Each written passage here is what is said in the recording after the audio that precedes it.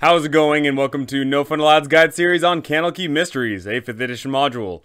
In today's video, we're going to be taking a look at the very first book, The Joy of Extradimensional Spaces. We're going to cover all the fun stuff you can find in there, and of course there will be a ton of spoilers, so players do not watch this. But DMs that want added insight on running this amazing one-shot, go ahead and stick around, because we're going to be covering the whole thing.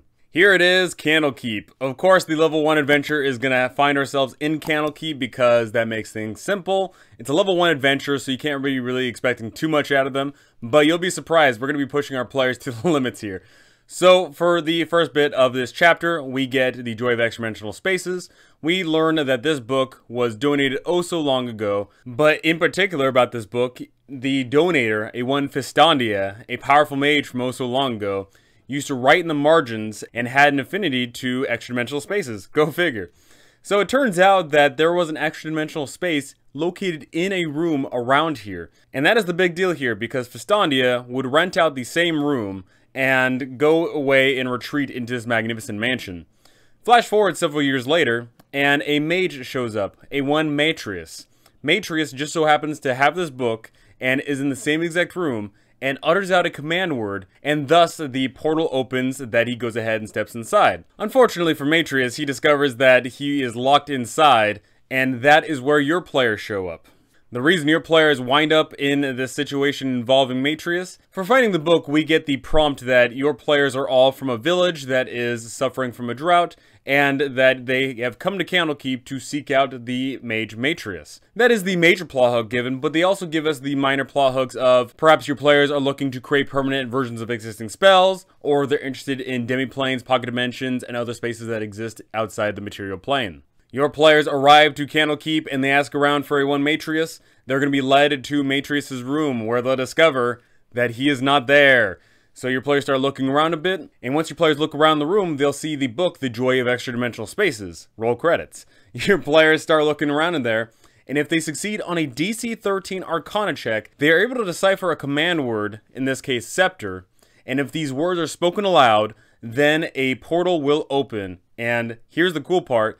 That door immediately pops up, but you immediately tell your players, yes, you see the door appear, but it's immediately fading away. What do you do? So, of course, if all your players completely fail horribly on that Arcana check, then you can just easily have some Avowed member show up and go ahead and recite this. I would go ahead and say, though, that if you have an Avowed or any other NPC show up and say this, then they immediately exclaim, oh, let me go ahead and talk to some people here, and then they go ahead and make their way out, but then your players have the initiative of going into the portal themselves. Something important to note here is that this is a one-shot. So your players should be willing to accept the adventure. If they see a door open and then it's immediately closing, hopefully they all jump in. If you have one person decide to not join in on the adventure, then I would strongly suggest you nudge them in somehow. Perhaps the portal sucks them in, or that NPC that's leaving accidentally bumps them into the portal. Something along those lines, because this is the adventure, right? Your players show up into this area and then they have to find a way out. And if even one PC is outside, then it ruins the flow of the adventure.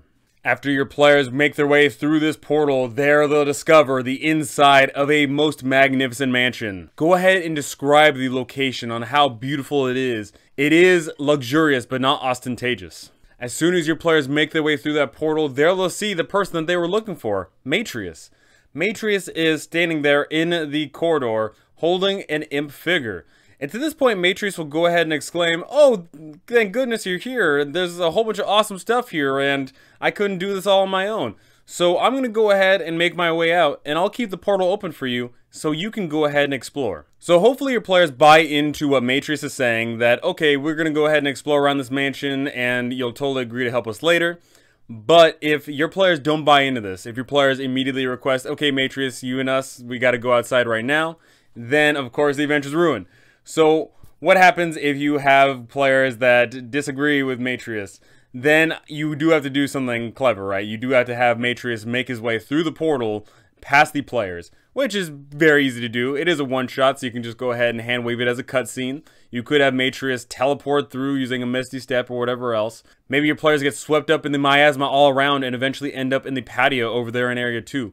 You have to make it so that your players are stuck here while Matrius makes his way out. And also importantly is the fact that your players need to hear that Matrius makes his way through the portal, but then something happens to him. They hear a shriek as Matrius makes his way through the portal, and then the portal disappears behind them.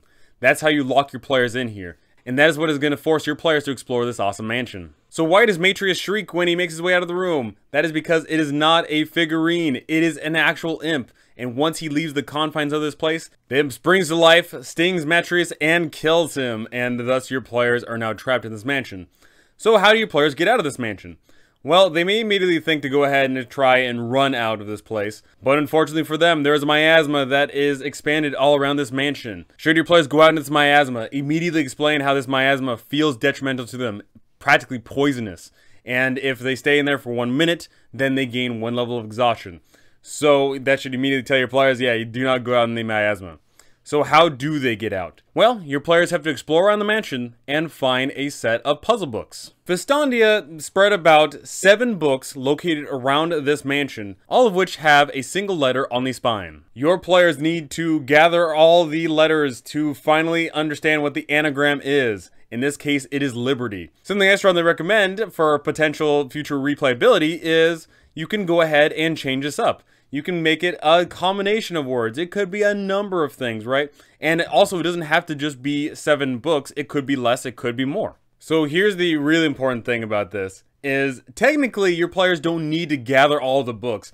Should they gather enough of them, they could go ahead and potentially try and spell it out themselves. So all they need to do is say Liberty within 10 feet of the door, and the portal will open. Once again, I strongly recommend that you should go ahead and change up the word depending on the replayability and add less or more books. And that is the info that we need to go ahead and get this adventure started. So let's go ahead and break this down room by room. In Area 1, we have the foyer and hallway. This is where you're going to get all the information in regards to Matrius and where you're going to go ahead and exclaim all that stuff that we talked about before. Just make sure that Matrius gets through that doorway without the players. You know, it's a one-shot. Cutscenes are perfectly viable. Just go ahead and say Matrius makes his way through if need be, and then your players are trapped here. In Area 2, we have the patio. The patio is, of course, leading to essentially nowhere, but I could imagine that when Festandia is in charge of this place, maybe the miasma isn't as oppressive and weird-looking. Perhaps it's more colorful and delightful, and thus the patio would be a much more fancy place to hang out. In Area 3, we have the library. Your players make their way inside of here, and they'll see rows and rows of books. They'll probably be sick of books after going through Candlekeep. If your players go ahead and start exploring around this library, then a swarm of animated books is going to spring to life. So this is a 2-parter of a combat. The swarm of books is going to knock over one of the 10-foot wide freestanding structures here, and is going to try and knock over some characters. Any characters caught in this must succeed on a DC 15 dexterity saving throw, or be knocked prone and restrained by a pile of books. This is a fun little encounter. It's only level 1, so it's not that deadly. The swarm of animated books aren't going to be hitting that hard, but the fact that theoretically some people could be taken out of the combat right away is a big deal. A dynamic combat encounter is fun. Any creature that is restrained by these books can go ahead and make a DC 13 athletics check to break themselves free. Anybody standing can go ahead and help out the people that are prone by succeeding on a DC 15 athletics check. So hopefully the people that are standing are more focused on beating up on the books, but depending on the circumstances, that might not be the case. Should your players start looting around the place, they'll be in for a treat because sitting on the reading desk is a jeweled letter opener worth 20 gold pieces. But the more important thing here is the puzzle book with the letter R on the spine is located on one of the shelves. A passive perception of 12 will be able to see it, but a thorough search of the shelves here will yield the book. So depending on the route your players take throughout this place, I would go ahead and strongly emphasize that, oh yes, you see a book that stands out, and you see this book, and it's got a single letter on it, and it's got Mordenkainen's face on the cover.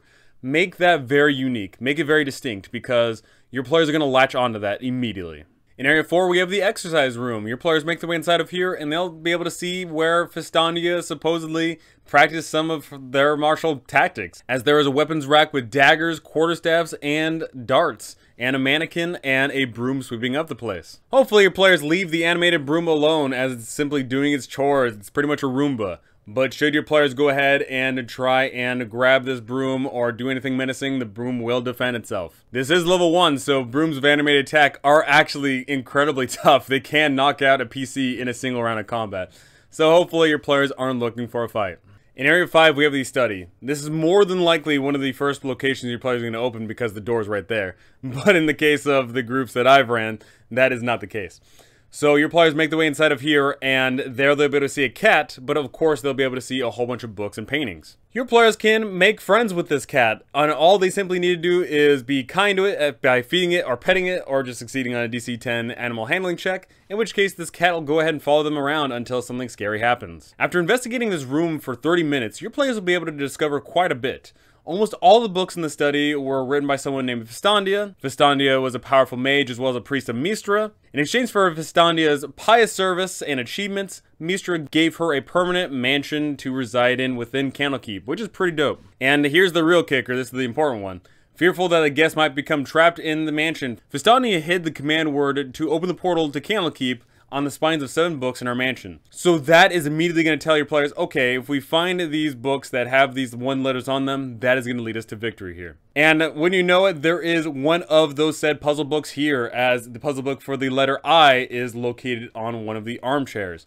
But something very important to note here is that located in this room is a secret door behind the left bookcase on the far wall. A character who succeeds on a DC 10 investigation check can discover the book that goes ahead and props open this secret door, which is very important because that secret door, if it is not discovered, then unfortunately your players are going to be missing a piece of this puzzle here and may be trapped. In Area 6 we have the kitchen. Your players will walk inside of here and they'll meet 2 incredibly cute homunculi, Coriander and Cumin. These homunculi are eager to serve, and once the PCs arrive, they're eager to help because they've only been helping out the cats and the fairy dragons that are located inside of here.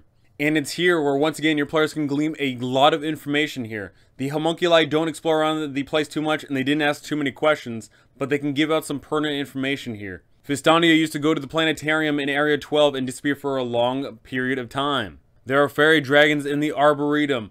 These homunculi can give a ton of information here. So go ahead and give it should you desire, or you can go ahead and have the homunculi just sit and wait for the PCs to ask questions. In addition to the cute homunculi, your players will also be able to see some cats that are located around here. And if your players liberate any of the cats anywhere else, then they can make their way here. So something important to note is if you have some arcane people in your party and they succeed on a DC 15 Arcana check, they'll be able to know that a person can only ever have 1 homunculi. And also importantly is that if a person dies, their homunculi dies, meaning that Fistandia is still alive. But that raises the question, who is the other person and where is Fistandia? Those are entirely left up for a future adventure should you desire. In Area 7 we have the pantry, nothing too fancy there. In Area 8 we have the dining room. Your players walk in and they'll be able to see something very important. They see that there are 7 chairs, but 1 chair is located in the far corner. It's completely out of place. So this is a big troll, right? Your players make their way inside of here and they think to themselves, oh man, you know that one in the corner, that's obviously the one that's fake. But no, it is in fact the one that is located right there. So this thing is incredibly scary. A mimic at a level 1 adventure could theoretically wipe people if they are unlucky. That is the nature of it. So if your players get into a fight with a mimic and it looks like they're not going to be able to handle it, then have those awesome homunculi and even some cats come in and join in on the fray. Yeah, the cats are only going to do 1 damage, but guess what? That 1 damage could mean the difference. And also the homunculi can go ahead and get some fun bites in there too. It could be a blast, it could be a complete menagerie beating up on a chair, which is a hilarious sight to see. Also, the important thing to note is the fact that that mimic is weakened. Normally mimics have much higher HP. This one only has 30 HP, and the DC to escape its grapple is only 10. So it is in a weakened state, so hopefully a level 1 group, if they have some backup and some good tactics, can go ahead and deal with this thing. No book located here, but if they take all that silverware, they can go ahead and get a whopping total of 28 GP from it. In Area 9, we have the Arboretum. Your players make their way inside of here, and they will be assailed by 2 fairy dragons that are giggling. These fairy dragons are just going to go ahead and pester the party as they desire. They can go ahead and use their euphoria breath on them and just giggle and laugh maniacally as they fly around this room invisibly. If your players get actually combative though, they are going to go ahead and fly away, make sure that they're out of swinging distance. So you can go ahead and play these up as mischievous and as fun as you want. If your players join in on the whimsicalness, then they'll totally join in and have a blast. But if your players are combative, then of course they just don't want any part of that and the fun is over. Located inside of this room are 2 drift globes that your players could theoretically abscond with, which is a pretty cool thing. Area 10, we have the stairs. Your players make their way up to the 2nd floor, and there at the top they'll see a suit of armor. Of course, if they interacted with anything else, or they're just veteran D&D players, they're probably going to think this is some sort of suit of animated armor, or a mimic or something, but no, it's not. It's just simply a worthless statue. The interesting part about this location, though, is that there is a trapdoor located above. Should their players make their way up into the attic, unfortunately we're not given a map of the location, but it's just presumed that your players go ahead and make their way up. And if they make their way in here, then in the attic, if a person has a perception of 13 or higher, can notice that there is light coming from the floorboards. And this is really cool because your players could theoretically get to area 13 without having to do the puzzle. The floorboards can be broken through with a DC 15 athletics check to allow access to the room below. Area 11, the laboratory, your players look around and they'll be able to see a whole bunch of cool stuff in here. They'll be able to see a star map as well. And the star map is really impactful because that is what is going to clue them in to the puzzle in Area 12. You should put some emphasis when you go ahead and explain the star map that there are 5 prominent stars that are rendered as blazing silver suns. And 5 in particular, that's the key word here. Also located inside of here, your players will be able to see a puzzle book with the letter T on its spine among the books in the middle table. In Area 12, we have the Planetarium. Your players walk inside of here and it's an awesome illusion. They are on a grassy knoll and above is the starry night sky. That is so cool. Go ahead and explain how fantastical this is. So of course, your players make their way inside of here and there are 5 telescopes that they can go ahead and look through. I would go ahead and describe that when your players make their way in here, that the telescopes are just looking at different random constellations, but you should go ahead and exclaim, oh yeah, maybe, you know, something to do with those suns there. And if they put the pieces together, they go ahead and manipulate the telescopes so that all 5 of them are looking at these silver suns. That is when the light is going to refract, and your players are going to see the light, and specifically they're going to see the secret door. Now, if you don't have people that are keen on puzzles and aren't taking notes or whatever else, you can go ahead and leave this up to some sort of roll, whether that be just a luck roll of a d20 or an investigation check or whatever the case may be. But I would go ahead and keep the DC low because this is a level 1 adventure after all. In Area 13, we have the Chained Library. Your players make their way in here, whether through the secret door or they go ahead and bust through the ceiling. And there they'll be able to see this incredibly weird bookshelf full of chains. So here's the thing about this bookshelf, is it's incredibly possessive, and if any of the books, including the book on the desk that's right there for the reading, if any of those are touched by anybody but Fistandia, then the shelf goes ahead and animates and attacks. This is really bad because this thing hits like a truck. At level 1, this can easily wipe out a whole party. So hopefully you have some people that are creative and go ahead and make away with the book that they need, because trying to fight this thing in a melee engagement is probably going to wind up in absolute disaster. However, if you do have people that are creative and combative enough, they can go ahead and beat this thing up, and you should go ahead and describe that as your players beat this thing to a bloody pulp, one of its books breaks free and a length of chain is attached to it, and you should go ahead and describe, oh hey, that looks like it could be used as a weapon. And in which case they'll be given a +1 flail. The book is entitled Martial Attack Techniques, which is great. You can use a flail to beat people up. That's fantastic. The puzzle book your players can abscond with from this area has the letter L written on it. In Area 14, we have the trophy room. Your players walk inside, and there they'll be able to see a whole bunch of heads. A stag, a wolf, a peryton, a hellhound, a black dragon wormling. All purely decorative, however. There's also a fire in the fireplace, but it is an illusion and emanates no heat. Located inside of here, your players will be able to see the puzzle book just simply sitting there with the letter Y on it. Here's the important thing. If your players want to, they don't need to grab all the books. They can simply just look at the letters and just gather them all up.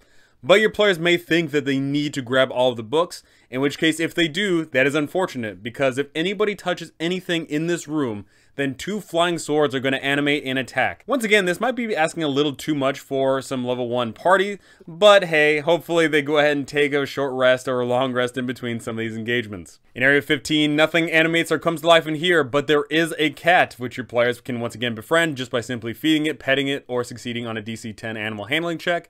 Inside of here, your players will be able to see a whole bunch of amazing clothes, and also importantly, the puzzle book that they seek with the letter E written on it. In Area 16, we have the balcony. Once again, just go ahead and describe that if they try to make their way out, that the miasma is clinging right there. The balcony itself is safe, but if they try to go beyond, if they, I don't know, try to like lean off or something, then the miasma is definitely going to start clinging to them and could potentially spell disaster. So hopefully your players have found the secret entrance, because if they have not, then they'll have an incomplete piece of the puzzle. I know that the majority of people, if they're missing a single letter from this anagram, it's probably not going to spring to mind. The word liberty it doesn't really come up in D&D that much, you know, some people may not have that kind of mentality. So if they're missing a single letter, then what I would strongly recommend you do is you go ahead and explain to them, yes, you have found all the puzzle books in the rooms that you have been in. Then you should definitely go ahead and start beating it over the head that there is something that they missed. In which case, just have them roll that investigation check, and then eventually they will discover that secret door. In Area 17, we have the Alchemical Laboratory. Your players make their way inside of here, and this is where presumably homunculi are made. And also, there is some fun transmutation going on here. This is all tied behind intelligence checks, which hopefully you've got some intelligent PCs in the party. By searching the room, your players can find 50 gold worth of alchemical materials, but in addition to that, your players can find 2 potions of healing, which they may desperately need if they've been getting into fights every which way. Also very important here is your players will be able to find the letter B on one of the puzzle books located inside of here.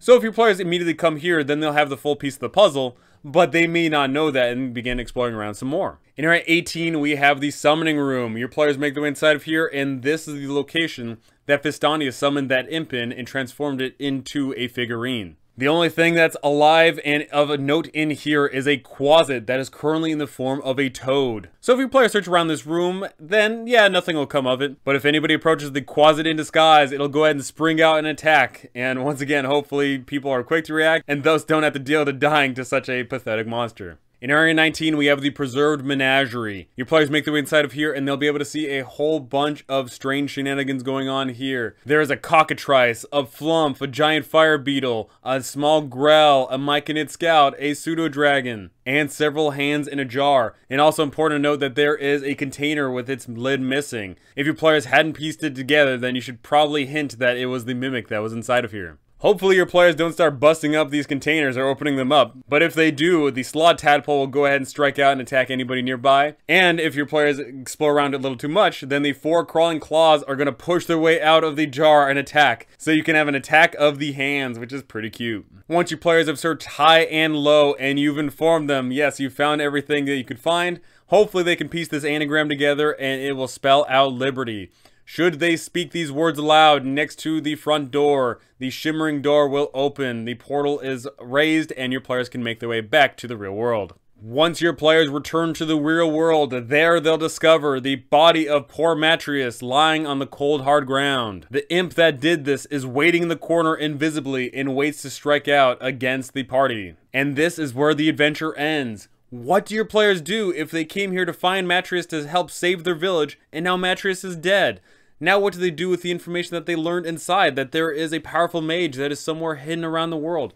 What do they do with all this information? That's entirely left up to you. Do you leave it here as a one-shot, or do your players get intrigued and want to know more? In which case, you're going to have to draft up your own adventure. This adventure is extremely cute. This is an amazing one-shot. This is a great level 1 introductory adventure to D&D, to the game, to the world. This is an amazing time. My only recommendations for this adventure here is that if you have a group of PCs that aren't heavy into combat, then you can go ahead and switch some stuff around. It doesn't require that much effort. The books don't need to necessarily be that hard-hitting. If your players get into too many scuffles, then the homunculi and the army of cats can help them by their side. There's a lot of ways you can go ahead and shift the encounters here. But just the exploration and the roleplay that is present in here is absolutely phenomenal. This adventure is an absolute blast, a great delight, and an easy addition to any campaign that you decide to run, as long as your campaign is on the higher fantasy end. So my overall conclusion is that this adventure is great, and there really isn't that much you need to touch up on it, but like I said, if you want some replayability to this, then go ahead and shift up the encounters, and of course change up the name, change the number of books, change what the password is, because it doesn't need to be Liberty, it can go ahead and be Smorgasbord or something crazy, right? I had a blast running this adventure, and I know you will too. So go ahead and tell me, do you plan on running this adventure as a one-shot? Do you plan on adding it to a full-blown campaign? Go ahead and tell me all those things because I want to know, but that is going to do it for me. Thank you so much for watching, and thank you to all my amazing patrons up here. You guys are absolutely incredible. Thank you so very much. That is going to do it for me. Thank you so much for listening, and I cannot wait to see you all in the next one.